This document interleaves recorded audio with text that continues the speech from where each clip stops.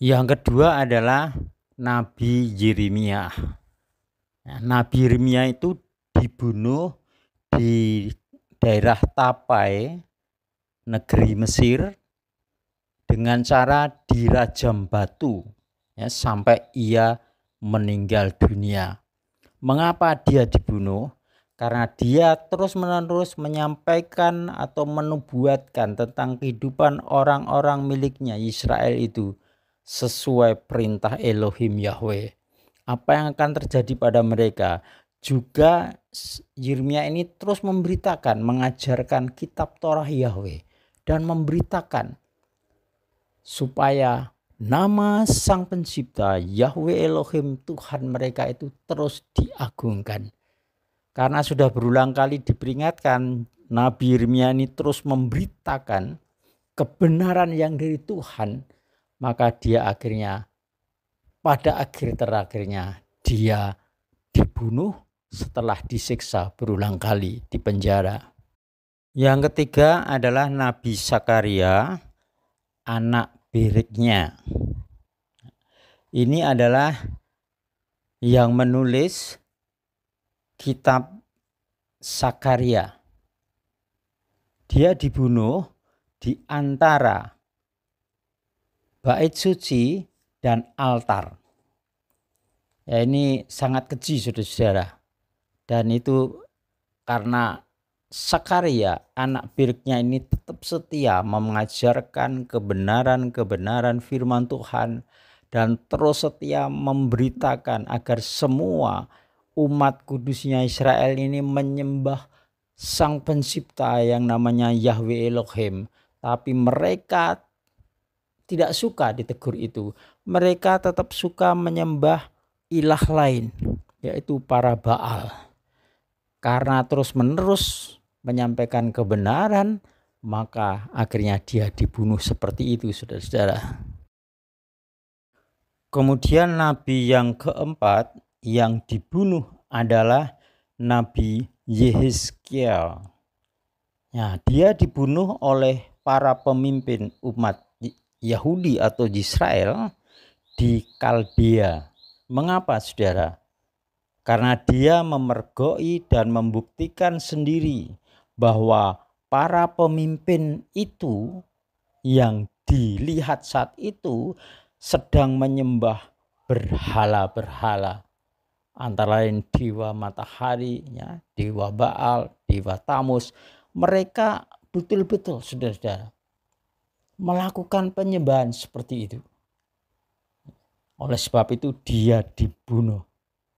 Dan sebelumnya Yehezkiel itu kan banyak menerima penglihatan dari Elohim, Tuhan Sang Pencipta langit dan bumi ini, tentang kehidupan umat Israel ini.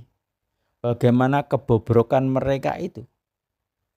Ya, berulang kali Nabi Yehezkiel ini menyampaikan kebenaran-kebenaran kitab suci, kebenaran Torah kepada mereka, menegur mereka, menyampaikan apa yang dia lihat kepada mereka, kemudian menyatakan bahwa mereka harus meninggalkan para Baal itu kalau mau hidup kekal dan kembali menyembah Yahweh Elohim Sang Pencipta, Tuhannya Abraham, Tuhannya Ishak, Tuhannya Yakub. Tapi mereka para pemimpin itu menolaknya. Tidak suka dengan firman yang diberitakan oleh Nabi Yehezkiel ini. Akhirnya dia dibunuh, saudara-saudara. Selanjutnya nabi yang kelima adalah Nabi Mika. Yang menulis kitab Mika itu juga dibunuh dengan cara digantung oleh Raja Israel yang bernama Yutara, anak Ahab, saudara-saudara. Mengapa dia digantung? Ya terutama karena dia terus memberitakan kebenaran, menegur para pemimpin untuk kembali kepada kebenaran dan menyembah Yahweh Elohim. Yang keenam adalah Nabi Amos. Itu disiksa oleh Amasya, Raja Yehuda, dan akhirnya juga dibunuh, saudara-saudara. Ini adalah yang sangat mengerikan. Bagaimana cara dia dibunuh? Dia dipukul dengan gada, gada yang besar itu dipukulkan kepada kepalanya. Di mana, saudara? Di di rumah Elohim atau di bait suci, saudara-saudara. Inilah Amos yang menulis kitab Amos itu, saudara-saudara. Dibunuh cara seperti ini karena dia setia kepada Bapa Yahweh yang mengurapi dia, mengutus dia untuk terus menyampaikan kebenarannya kepada umat Israel. Yang ketujuh adalah Nabi Obadja. Nabi Obadja ini salah seorang murid dari Nabi Elia. Juga ini terus setia memberitakan kebenaran-kebenaran dari firman Elohim. Akhirnya apa? Dia akhirnya menegur mereka supaya meninggalkan ilah-ilah lain. Penyembahan kepada Baal harus ditinggalkan dan harus kembali kepada Sang Pencipta, Sang Pembebas mereka, Yahweh Elohim. Tapi mereka menolaknya dan akhirnya apa, saudara? Membunuh Nabi Obadja ini. Kemudian yang kedelapan, saudara-saudara, itu di dalam Kisah Rasul-Rasul Perjanjian Baru atau Brit Kadasa, saudara-saudara. Siapa itu? Yaitu Rasul Stefanus. Dengan cara apa dia dibunuh? Dengan cara dirajam batu. Karena apa, saudara? Karena memberitakan kebenaran-kebenaran juru selamat mereka, yaitu Yeshua HaMasyiah. Keselamatan, kehidupan kekal diberitakan melalui penderitaannya. Dia dibunuh dan dibangkitkan pada hari yang ketiga. Hidup kekal. Itulah yang diberitakan. Siapa orang yang percaya kepada Yeshua HaMasyiah, Sang Juru Selamat, pasti selamat. Dia memberitakan terus, saudara. Makanya Stefanus ini dikejar-kejar dan akhirnya dia dibunuh. Luar biasa. Dia dibunuh karena nama Yahweh Elohim. Karena firman Elohim. Inilah kematian yang sangat mulia. Penyiksaan dan pembunuhan, pembantaian secara keji atas para nabi tersebut disebabkan karena mereka datang dengan nama Yahweh. Di dalam kitab suci diberitakan, saudara-saudara, diberkatilah dia yang datang dalam nama Yahweh. Dalam kitab Alkitab LAI terbitan Indonesia itu diberkatilah dia yang datang dalam nama Tuhan. Nah, Tuhan itu di dalam bahasa aslinya, saudara, itu Yahweh, saudara. Dan mereka itu terus menerus mempertahankan penggunaan nama Yahweh, Sang Pencipta langit dan bumi.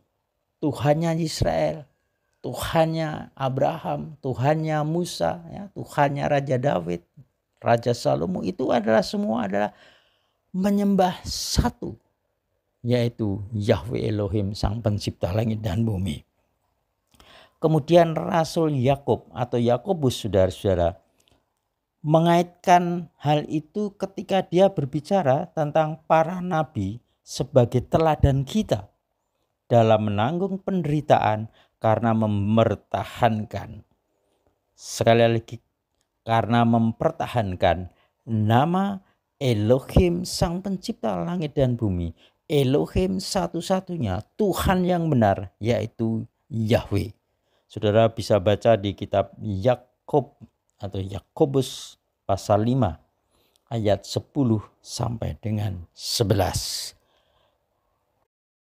Oleh sebab itu, saudara-saudara, Tuhan Juru Selamat kita Yeshua HaMasyiah di dalam kitab Matius pasal 23 ayat 33 dan seterusnya mengatakan demikian, saudara.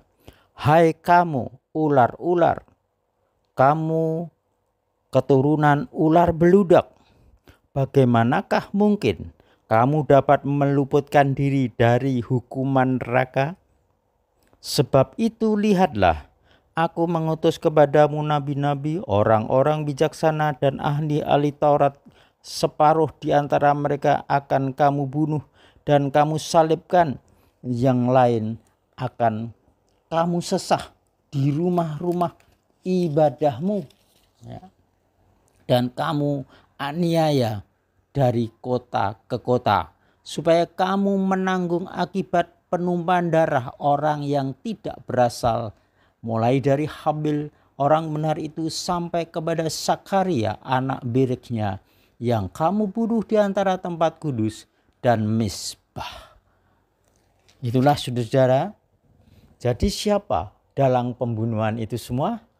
Adalah tadi disebut ular-ular, keturunan ular beludak.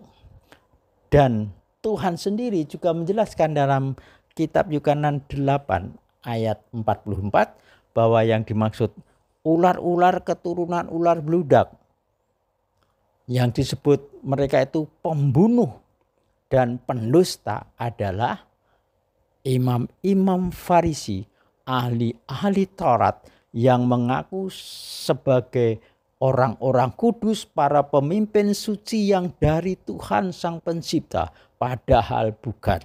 Mereka menetapkan sebagai ahli Taurat, sebagai ahli-ahli kitab, sebagai imam-imam tertinggi di antara masyarakat Yahudi. Itu adalah kehendak mereka sendiri, bukan karena Tuhan. Oleh karena itu Tuhan Yesus Mesias mengutuk atau mengecam para pemimpin Yahudi ini karena merekalah dalang pembunuhan. Siapakah orang tua mereka? Tuhan di dalam Yukanan 8 ayat 44 itu mengatakan bahwa mereka itu adalah keturunan ular beludak. Yang dimaksud adalah keturunan setan yang sejak semula pekerjaannya membunuh dan menyiksa tentunya dan membohongi. Itulah yang terjadi saudara. Karena itu Tuhan mengatakan seperti itu. Mereka tidak akan luput dari hukuman neraka di akhir zaman nanti saudara. Itulah apa yang dinyatakan Elohim Yahweh, keselamatan dihalangi oleh para pemimpin. Yahweh Elohim yang memperkenalkan namanya kepada umatnya seperti tertulis dalam kitab Yesayahu atau kitab Yesaya 42 ayat 8. Bapa Sang Pencipta sendiri sampai mengenalkan namanya supaya semua orang tidak tersesat, yaitu Aku inilah Yahweh, itulah namaku, turun-temurun selama-lamanya.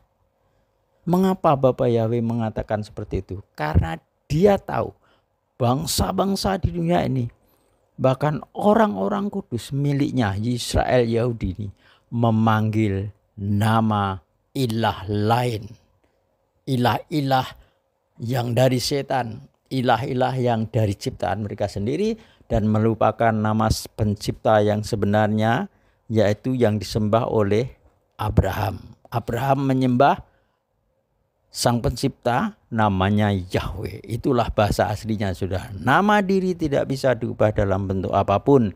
Oleh karena itu mereka menolak nama itu, dan siapapun yang menyampaikan nama itu dibunuh. Makanya para pemimpin ini dikecam oleh Tuhan di dalam kitab Matius ayat 23, ayat 33 dan seterusnya tadi. Demikianlah saudara-saudara. Diberkatilah saudara yang mendengarkan firman Elohim dan yang percaya dan yang menguduskan nama Bapa. Haleluya. Berkat Bapa atas engkau, sehat sentosa, selamat selamanya dalam nama Yesus Mesias.